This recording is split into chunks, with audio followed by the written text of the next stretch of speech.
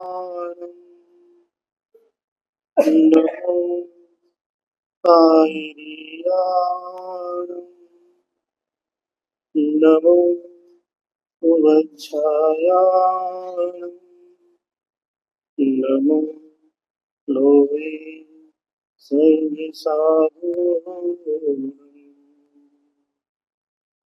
तीन भुवन में सार वीतराग विज्ञानता शिव स्वरूप शिवकार नमो त्रियोग संहार के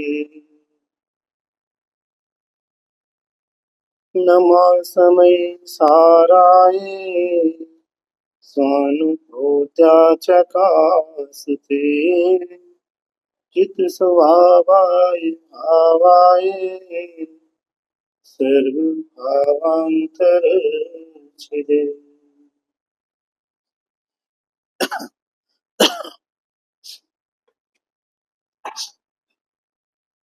हमारे सामने ग्रंथ आदिराज नियम सार ग्रंथ, ये नियम सार ग्रंथ आचार्य श्री कुंद देव ने किसी के संबोधन के लिए नहीं, मैं पीछे नहीं,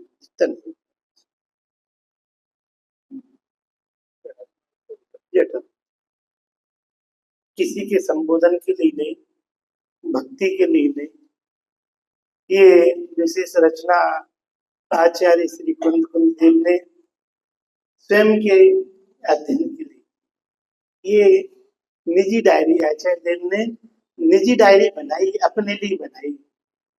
और जो चीज अपने लिए होती है, दूसरों के लिए चीज जो बनाई जाए वो उतनी सुंदर होती है कि जो काम अपने लिए किए जाए सुंदरता उसमें होती है।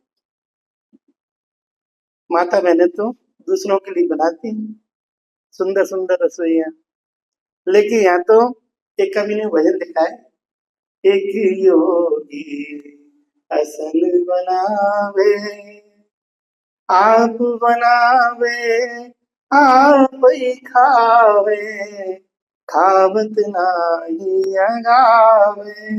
एक योगी आसन बना रहे, योगी किसे कहें?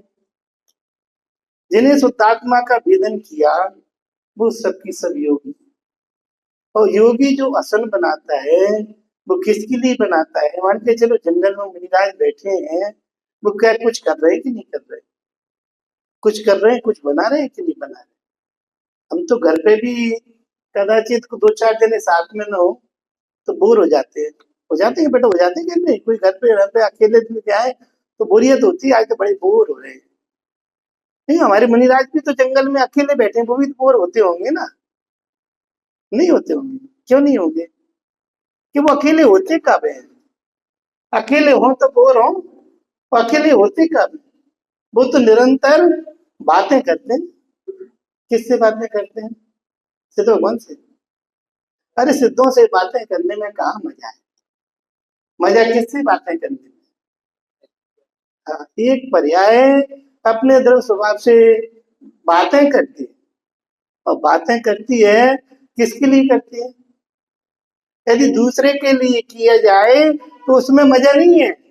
मजा किस बात में है? ये बातें करती है और आनंदित होती है। एक समय की अवस्था अपनी त्रिकाल अवस्था से अनादि अनंत कारण शुद्ध पर्याय से बात करती है और मजा मजा करती है। तो बोलो ये मजा है, दुनिया में सर्वश्रेष्ठ मजा है।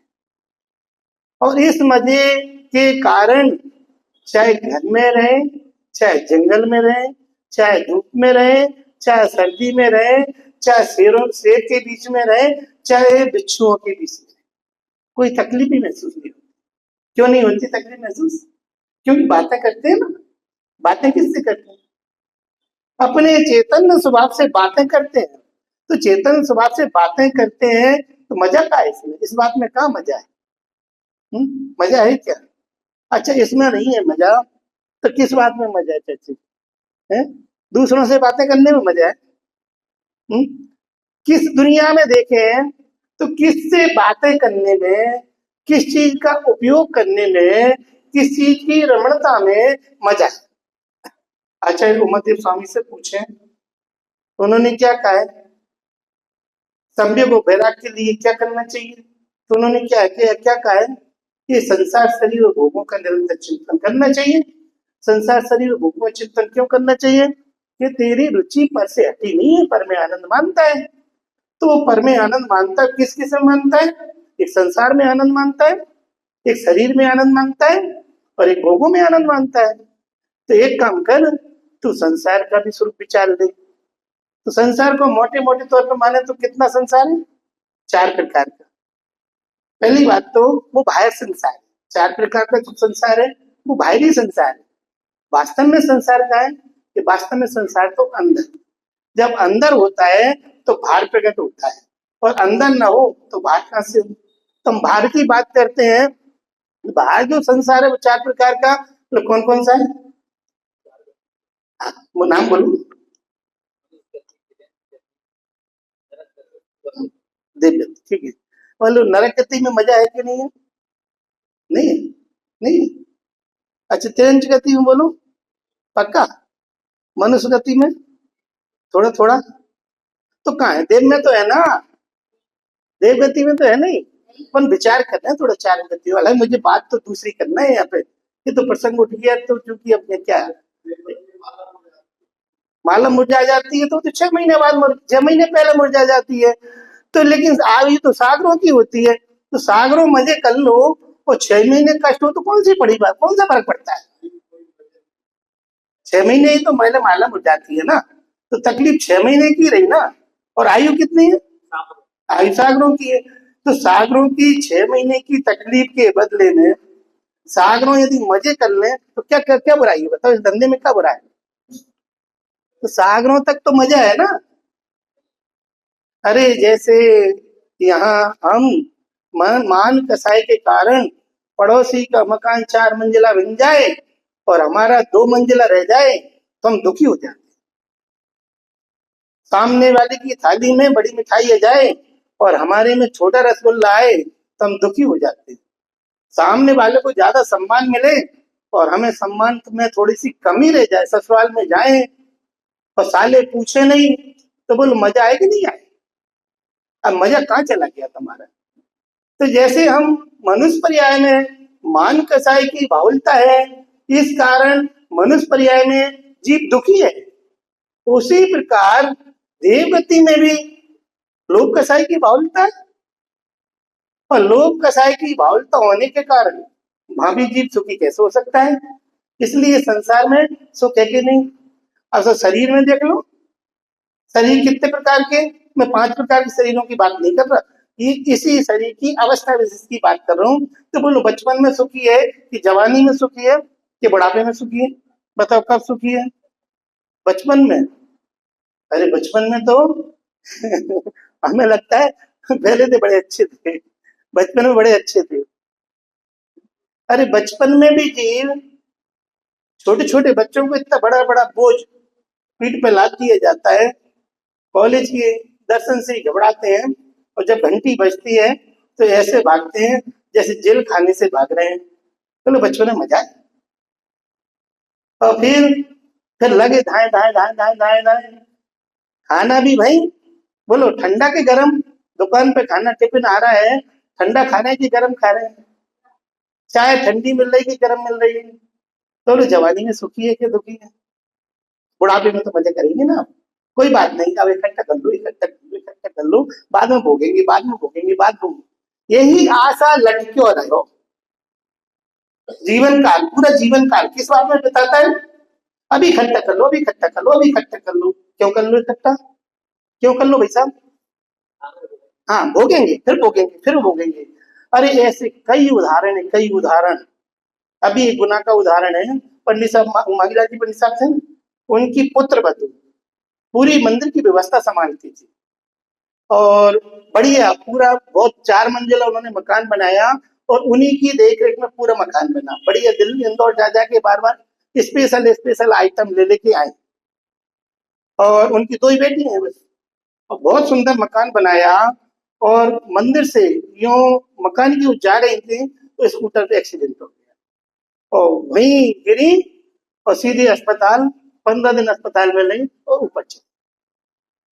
अब उन्होंने कहा कि पंडित साहब हमारा मकान, अब क्या करूं, जब भी देखो उन तो आंसू झरते। और फिर कहा कि जैसे भी अब मकान बन गया है तो आप इसमें कलश रखवा दो, इससे कम से कम इसमें और समस्या तो ना है, और बेटी की शादी करेंगे तो यूज भी कर लेंगे, नहीं तो किराए पे लगा देंगे, मैं रखवा देते हैं। और जब विधान किया तो भक्तामर विधान, तो आंखों से आंसू झर रहे, मेरे भाई साहब ये बात तो अच्छी नहीं।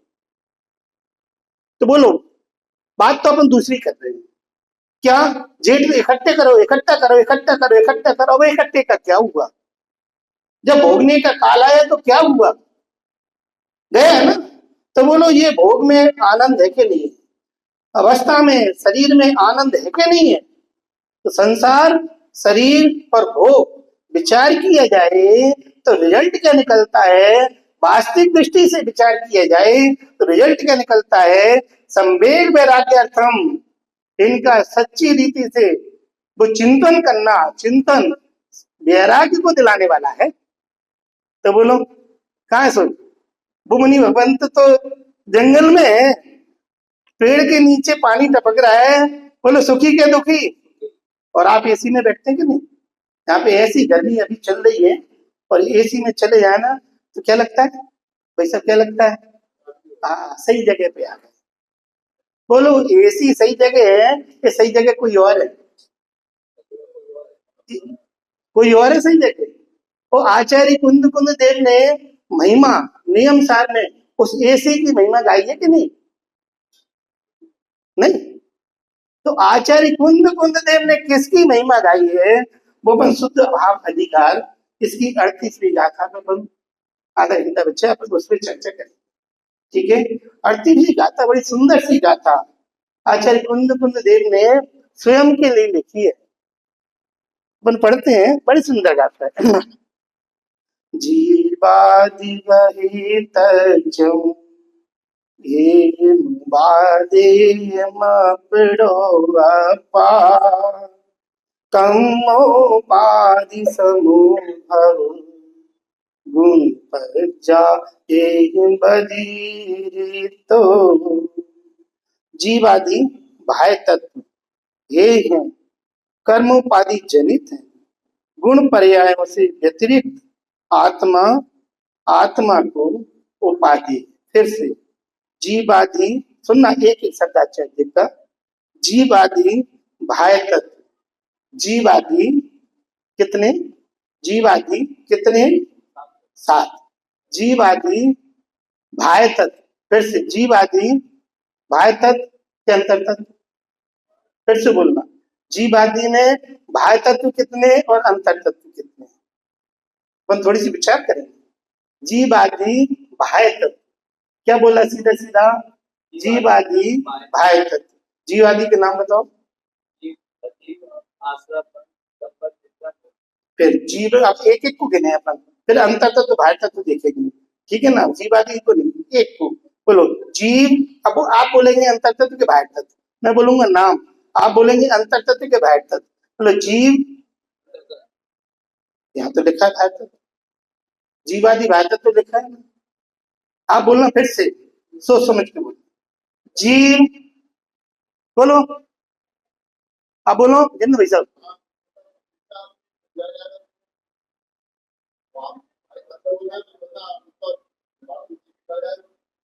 अब यहाँ पे शुद्ध भावाधिकार मेरे सामने रखा है और 38वीं गाथा है, ठीक है ना? शुद्ध भाव अधिकार 38वीं गाथा। यहाँ पे आचार्य देव कहते हैं जीवादि बहिर्तज्जम। अब हम आचार्य देव से पूछते हैं, आचार्य देव ये बताइए जीवादि 7 तत्व। अब जीवादि 7 तत्व हैं और आप क्या कह रहे हैं? जीवादि बहिर्तत्व। तो आचार्य देव ने जीवादि 7 तत्व हैं, आचार्य देव की भाषा में जीवादि 7 तत्व ही नहीं। क्या कहना चाह रहे हैं आचार्य? हम जीवादि 7 तत्व को जीवादि 7 तत्व ही नहीं मानते, हमें तो सब 2 तत्व दिखाई देते। तत्व 2 बताइए 38वीं गाथा में। कौन से 2 तत्व? बाह्य तत्व का है ना, जीवादि बाह्य तत्व, तो एक बाह्य तत्व, तो दूसरा कौन सा हुआ? एक अंतर तत्व। तो दो ही तत्व हुए, दो तत्व कौन कौन से? एक नहीं, जीव अजीव नहीं, जीव अजीव तो बाह्य तत्व। अब बाह्य कैसे, उसकी चर्चा अपन करेंगे यदि समय मिलेगा तो, हो जाएगा तो। लेकिन बाह्य तत्व कैसे? अभी तो यही समझे हैं कि आचार्य कुंद कुंद देव ने सात तत्व किसने बताए? आचार्य देव ने संसार में सात तत्वों के अधिकार पर अधिकार लिखे हैं, पूरे संसार में अधिकारों के हिसाब से बंटवारे की, तो सात तत्व बताए। तो हाँ, तो सात तत्व वहां पे बता रहे हैं, और नियम सार में दो तत्व बता रहे हैं। ये दो तत्व कौन से? एक बाह्य तत्व और एक अंतर तत्व। बस हमें तो कौन दिखाई देता है? दो तत्व दिखते हैं। सारी दुनिया में कितने तत्व हैं? कि सारी दुनिया में दो तत्व हैं। कौन से दो तत्व हैं? आचार्य उमादेव की स्वामी के हिसाब से बात करते हैं, आचार्य उमादेव स्वामी से बात करते हैं। आचार्य उमादेव स्वामी ने अपने भाव लिखे हैं, जीव के भाव। जीव के भाव कितने बताए हैं? 5। जीव के 5 भावों की चर्चा करिए। कौन सी? औपसमिकौ छायकौ भावौ मिश्रस्य जीवस्य स्वतंत्र मोदैक पारिणामिकौ च। जी जीव के भाव है कि अजीब के? जीव के भाव है कि पुद्गल के? जीव के भाव है। ठीक है, किसने बताए? आचार्य उमादेव स्वामी ने। किन किन को बताया? औपसमिक, छायिक, क्षौपसमिक, औदैहिक और पारिणामिक। फिर से औपसमिक, क्षौपसमिक, छायिक, औदैहिक और पारिणामिक, ये अपने भाव है। ठीक है ना, ये अपने भाव आचार्य उमादेव स्वामी ने बताए। अब बताएं, यहाँ निज तत्व में यहाँ पे दो बात बता रहे हैं, एक अंतर तत्व और एक बाह्य तत्व। तो ये जो 5 भाव हैं, 5 भाव अंतर तत्व है कि बाह्य तत्व है? तो आचार्य देव पूछते हैं, तुम ये बताओ, मैं अपना तत्व किसे मानूं जो सदा से मेरे पास था और सदा मेरे पास रहेगा? वो तत्व तो मेरा तत्व है, वो मेरा नहीं, वो मैं तत्व हूँ, जो सदा से मेरे पास था और सदा मेरे पास रहेगा। वो तत्व तो मैं तत्व हूँ, निज तत्व हूँ, अंतर तत्व हूँ। और जो मेरे पास सदा से नहीं रहा, कभी आ जाए कभी चले जाए, वो तत्व, या फिर कभी था नहीं और कभी हो गया, जो पहले नहीं था और अभी हो गया, और जो पहले नहीं था वो अभी हो गया, उस तत्व को मैं निज तत्व मानूं कि पर तत्व मानूं? पर तत्व। ठीक है ना। तो अब हम 5 भावों में देखें, तो 5 भावों में निज तत्व कौन और पर तत्व कौन? कौन कौन से? औपसमिक, क्षौपसमिक, छायिक और औदैहिक। ये 4 भाग कैसे हैं? बाह्य तत्व। क्यों क्यों बाह्य तत्व है? कि सदा से मेरे पास नहीं रहे।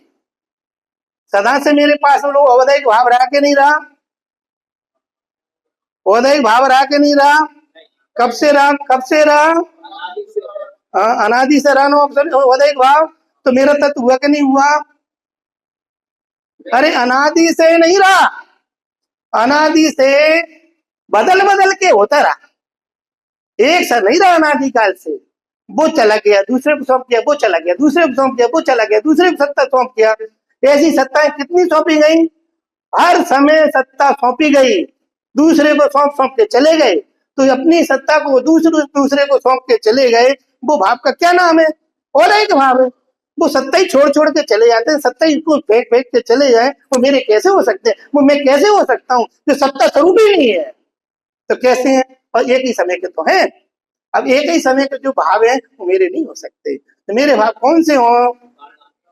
जो सदा से मेरे साथ रहा, हर अवस्था में, हर हालत में।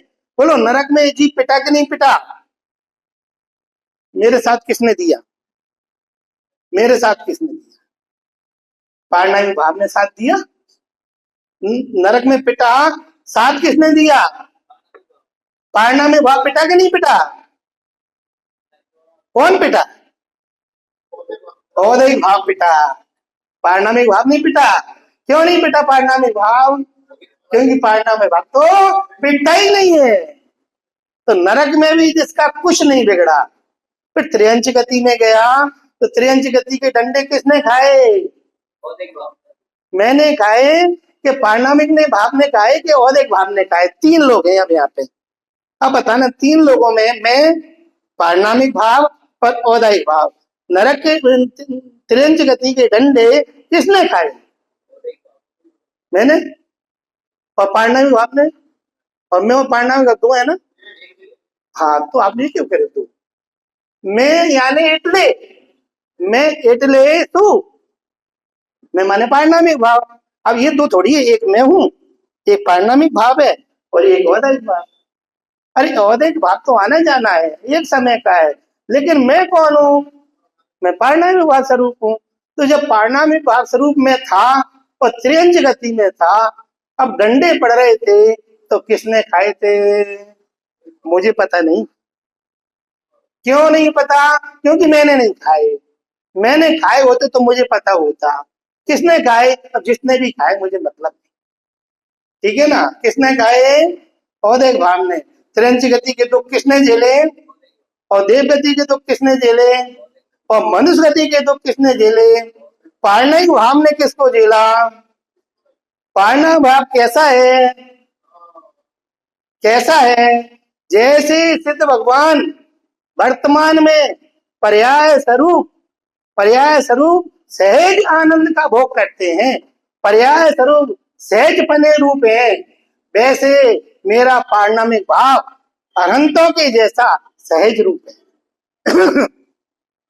उनका पर्याय स्वभाव और मेरा त्रिकाली स्वभाव, उनका पर्याय स्वभाव और मेरा त्रिकाली स्वभाव, बोलो कितना अंतर है? कितना अंतर है? कुछ भी अंतर नहीं है। वो सहज रूप परिणमता है। जैसे केवल ज्ञान सहज रूप परिणमता है, ऐसा मेरा सहज ज्ञान, मैं सहज ज्ञान स्वरूप, ऐसा मेरा सहज ज्ञान भी केवल ज्ञान की भांति सहज परिणमता है। ये मत देखना कि केवल ज्ञान तो त्रिकालवर्ती पदार्थों को जानता है। त्रिकालवर्ती पदार्थों को जाने नहीं जाने उससे कोई फर्क नहीं पड़ता। और ये त्रिकालवर्ती पदार्थों को जानता है, ये तो कहना पड़ रहा है, वास्तविकता नहीं है। वास्तविकता तो कोई और ही है। वास्तविकता तो ये है कि स्वयं में जानता है और स्वयं में मगन होता है। ये सहजता है केवल ज्ञान की। और जो केवल ज्ञान की सहजता है वो मेरे कारण परमात्मा की सहजता है। तो बोलो अब बहिर्तत्व कौन हुआ? 4 भाव बहिर्तत्व और 1 भाव अंतर्तत्व। सो आचार्य देव के साथ ही नहीं दिखाए। तो हे आचार्य देव, आपने वहां तो कछु और कह रहे थे, अब कछु और कहने लगे। आप कहीं एक जगह टिक के बैठो ना, एक जगह बैठ के बात करो ना। नियम सार में कछु और बात कर रहे हैं और समय सार में कछु और बात कर रहे हैं। ऐसे टिक के बात क्यों नहीं कर रहे? एक जगह टिक के बात क्यों नहीं कर रहे? अरे बात ऐसी ही नहीं है, एक जगह टिकने की बात ही नहीं। जब हम जिस दृष्टि से, हम जिस कारण परमात्म तत्व की दिखाई दे रहा है, तो कारण परमात्म तत्व के गीत गा रहे हैं, उसमें मगन हो रहे हैं। और जब दूसरा तत्व दिखाई देगा तो वो भी दिखाई देगा, तो जो जैसा होगा वैसा दिखाई देगा। तो जैसा होगा वैसा दिखाई देगा, तो इसकी चर्चा भी करेंगे। चर्चा करने की मना थोड़ी है। इसमें 12 अधिकार है नियम सार में, और 12 अधिकारों में भक्ति अधिकार भी है। आपको पता है, भक्ति अधिकार भी है और शुद्धोपयोग अधिकार भी है। ये तो अच्छे अच्छे हैं। भक्ति अधिकार में रत्नत्रय की तो केवल ज्ञान की भक्ति करी है, और शुद्ध भाव अधिकार में किसकी भक्ति करी? अपनी पर्याय की शुद्धता की भक्ति करी। तो एक तरफ उन्हें पर्याय की शुद्धता की भी भक्ति कर रहे हैं और केवल ज्ञान की भक्ति भी कर रहे हैं, और दूसरी तरफ क्या कह रहे हो आप? इस गाथा में आप क्या कह रहे हो? इस गाथा में केवल ज्ञान को और अपनी कारण शुद्ध कार्य शुद्ध पर्याय को बहिर्तत्व कह रहे हैं। तो बहिर्तत्व क्यों कह रहे हैं? कि जब हमें जो दिखता है वास्तव में त्रिकाली पदार्थ जब दिखता है, तो सारी की सारी दृष्टि, सारी की सारी आंख बाहर की बंद हो जाती है और कुछ दिखाई नहीं देता। तो यहाँ 2 चीजें दिखाई दे रही हैं। कौन कौन सी? चाची कौन कौन सी? एक अंतरतत्व और एक बहिर्तत्व। अंतरतत्व माने कारण परमात्मा, अंतर तत्व माने, दूसरी भाषा में पंडित साहब तो 5 भाषा बताते हैं, 6 बताई थी कल तो आपने। अंतर तत्व माने कारण परमात्मा, अंतर तत्व माने परम पारणामिक भाव, अंतर तत्व माने जिसकी दृष्टि करने से, जिसको देखने से एक समय की अवस्था भी निहाल हो जाए, जिसको देखने मात्र से एक समय की अवस्था निहाल हो जाए और कहने लगे वाह आज तो मजा, आज तो मैं धन्य हो गया। तो बताओ आप धन्य कैसे हो गए? जिसको देखने से एक समय की पर्याय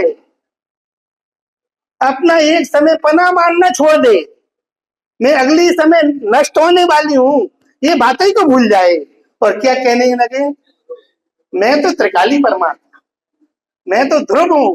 जिसको देखने से एक समय की अवस्था भी अपने आप को ध्रुव मानने लगे, ऐसा कारण परमात्मा, ऐसा कारण परमात्मा स्वयं तत्व है।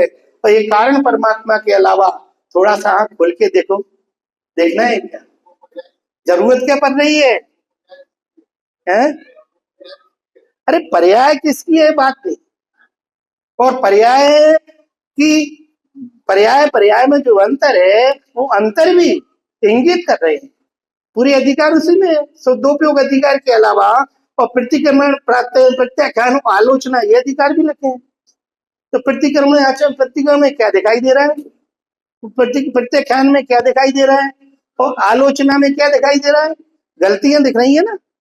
तो गलतियां कहाँ बैठी, कहाँ गलतियां बैठी हैं? एक समय की अशुद्धता में गलतियां बैठी है ना। तो एक समय की अशुद्धता में जो गलतियां हैं आपको दिख रही है कि नहीं दिख रही है? यदि नहीं दिख रही होती तो ये 3 अधिकार क्यों लिखते? वो गलतियां भी दिख रही है और शुद्धोपयोग अधिकार लिखा है, अपना पर्याय की शुद्धता भी नजर आ रही है, लेकिन महिमा किसकी हो रही है? महिमा किसकी हो रही है और महिमा कौन कर रहा है? 2 बातें हैं। महिमा योग पदार्थ कौन है और महिमा महिमा करने वाला कौन है? ने? देखो यहाँ पे क्या लिखा है, देखो देखो देखो, कर्मोपाधि जनित गुण पर्यायों से वितरित, ठीक है ना, कर्मोपाधि जनित गुण पर्यायों से वितरित, जितने भी गुण पर्याय कर्मोपाधि वाले हैं वो कर्मोपाधि जनित गुण पर्याय, और पर्याय जितनी भी है वो सारी की सारी पर्याय कैसी हैं? कर्मोपाधि जनित है। सारी की सारी पर्यायों को कर्मों की उपाधि मिली है। अब आप ये नहीं पूछना केवल ज्ञान को कर्मों की उपाधि कहाँ है, सिद्ध अवस्था को कर्मों की उपाधि कहाँ है? अरे केवल ज्ञान को भी कर्मों की उपाधि है और सिद्ध अवस्था को भी कर्मों की उपाधि है। अभाव की उपाधि है ना, एक को सद्भाव की उपाधि, एक को अभाव की उपाधि। तो ये पर्याय अब उपाधि जनित है। तो ये उपाधि कर्मोपाधि जनित गुण पर्यायों से वितरित 2, अब सुनना, आत्मा, आत्मा को फिर से आत्मा, अब आप कह रहे थे ना एक ही तो आत्मा है, यहाँ तो 2 लिख रही है, 2 लिख रही है ना। आत्मा, आत्मा को उपाधि, बात जमी के नहीं जमी, मजा है कि नहीं आया? आत्मा, आत्मा को उपाधि है। हे आचार्य भगवान आप क्या कह रहे हैं? आत्मा, आत्मा को उपाधि, एक ही आत्मा तो है, 2 आत्मा है? बताओ मैं एक आत्मा हूं या 2 आत्मा हूं? कितनी आत्मा?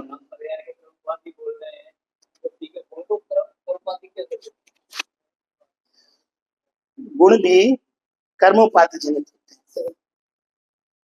मति ज्ञान गुण है के पर्याय, शुद्ध ज्ञान गुण ही के भेद है ना। गुण के, ज्ञान गुण के 5 वेदों के नाम बताओ जरा। गुण, ज्ञान गुण के 5 वेद नाम बताओ। हाँ तो ये गुण है कि नहीं? मति ज्ञान गुण त्रिकाल रहने वाला है कि चले जाएगा है? शुद्ध ज्ञान गुण त्रिकाल रहने वाला है कि जाने वाला है? और अवधि ज्ञान, मन पर ज्ञान, ये त्रिकाल रहने वाला है कि नहीं? तो केवल ज्ञान त्रिकाली है कि नहीं? तो ये ज्ञान है ना, तो ज्ञान है कैसे है? ज्ञान गुण है कि नहीं? तो कर्मोपाधि जनित हुआ कि नहीं?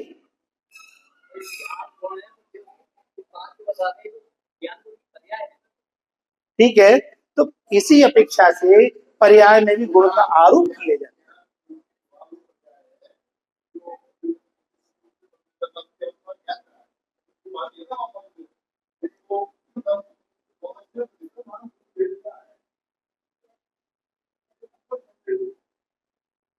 समझ में आया ना?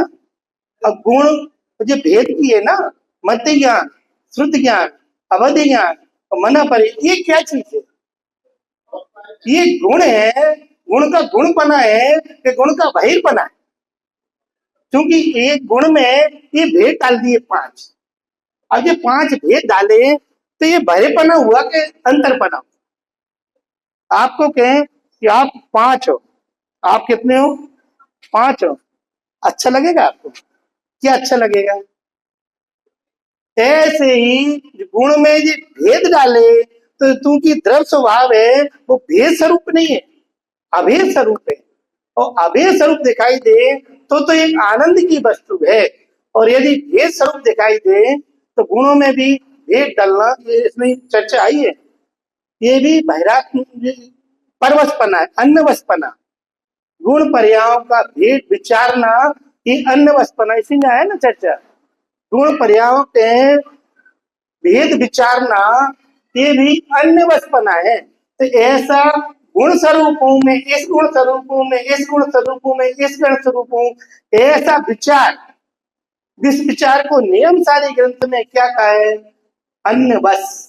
अन्यवश माने दूसरे के बस में है। भाई साहब, आप किसके बस में है? दूसरे के बस में होकर के बात कर रहे हैं। तो जो दूसरे के बस में होकर के बात करता है वो आनंदित हो सकता है क्या? इसलिए गुण भेद, चाहे पर्याय भेद हो और चाहे गुण भेद हो, दोनों को क्या कहा है? दोनों से व्यतिरिक्त है आत्मा। और ऐसा आत्मा किसको? आत्मा, आत्मा को उपाधि। आत्मा, आत्मा को उपाधि माने एक आत्मा दूसरी आत्मा को उपाधि है। तो दो आत्मा कौन सी? एक त्रिकाली स्वभाव आत्मा, वो आत्मा, और किसको उपादेय है? एक समय की अवस्था रूप जो आत्मा, उस आत्मा को त्रिकाली आत्मा उपादेय है।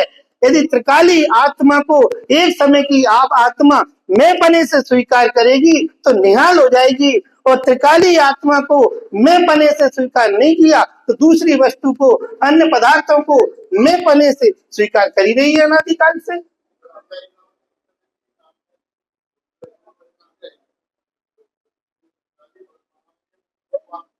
क्या क्या? हाँ, त्रिकाली स्वभाव में से है। त्रिकाली स्वभाव की एक अवस्था विशेष है। जैसे एक अंगूठी है, ये अंगूठी बोलो, मैं कहूं कि ये 10 ग्राम सोना है और आप कहो कि अंगूठी है, कौन की बात सही है? दोनों की अपेक्षा सही है ना? अब हमें इसकी महत्वता भाषित हो, बहुत महत्वता भाषित हो, तो हमें इसकी क्या चीज देखना चाहिए? इसमें एक तोला सोना देखेंगे तो इसकी महत्वता भाषित होगी कि ये 90 लाख 1000 रुपए की। और अंगूठी देखेंगे तो अंगूठी तो पीतल की भी होती है और चांदी की भी होती है, अन्य धातुओं की भी होती है। इसको यदि अंगूठी देखेंगे तो उसकी महत्वता भाषित है। तो महत्वता भाषित होने के लिए क्या देखना चाहिए? सोना देखेंगे तो आपकी उंगली में से गिर जाएगी कि नहीं गिर जाएगी? और आपने सोना तो न देखा और अंगूठी देख ली, तो गिर सकती है कि नहीं गिर सकती? गिर सकती है ना? क्यों गिर गई? लापरवाही क्यों हुई? क्योंकि उसकी महत्ता भाषित नहीं हुई आपको। यहाँ तो त्रिकाली परमात्म तत्व की महत्ता भाषित हो। क्योंकि मूल कीमती पदार्थ कौन है? मूल कीमती पदार्थ तो त्रिकाली परमात्म तत्व है। अभी सोनागर में लिखा है, ध्रुव का आलम्बन होता है और पर्याय का वेदन होता है। ध्रुव का आलम्बन होता है, वेदन नहीं।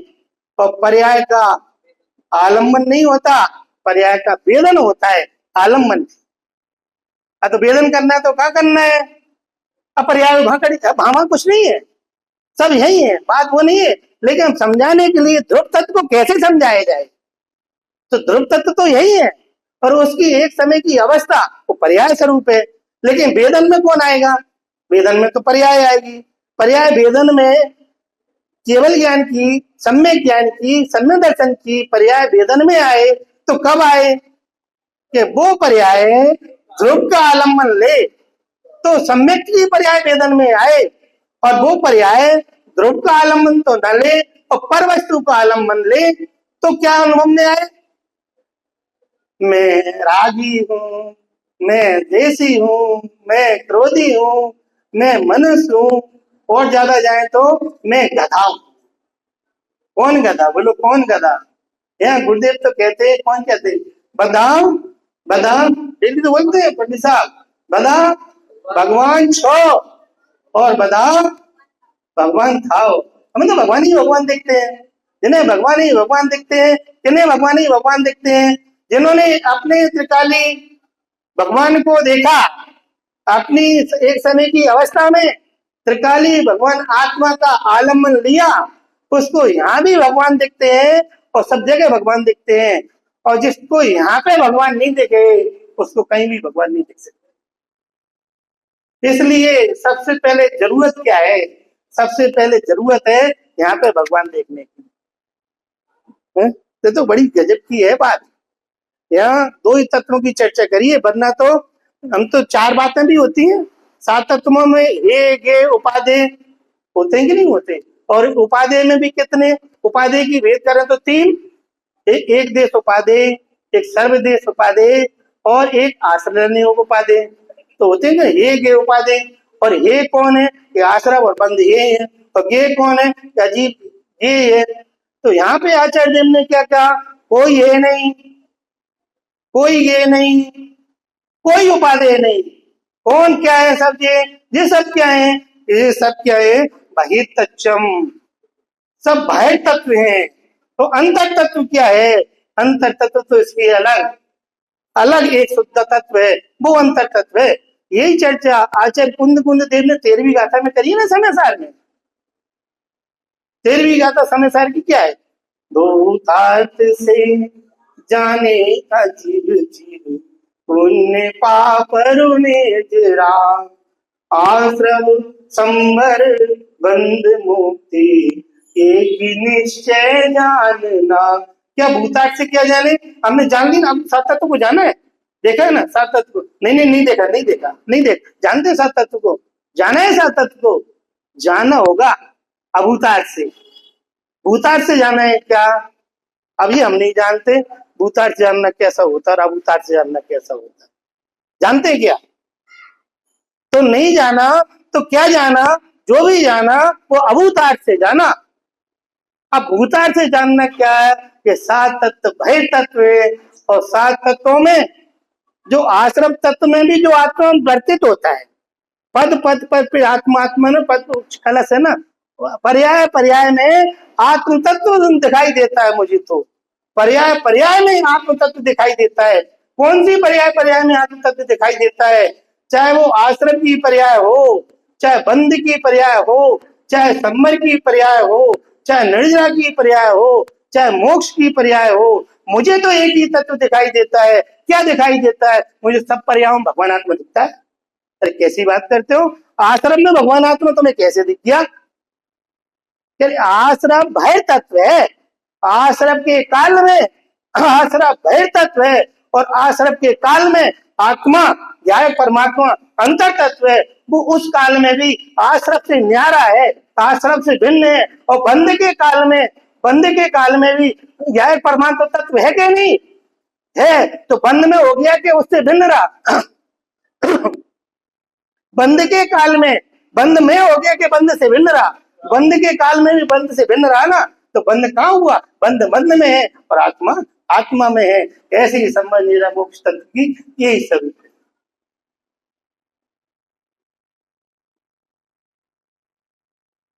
हेलो, क्या जी बोलना से तो पहले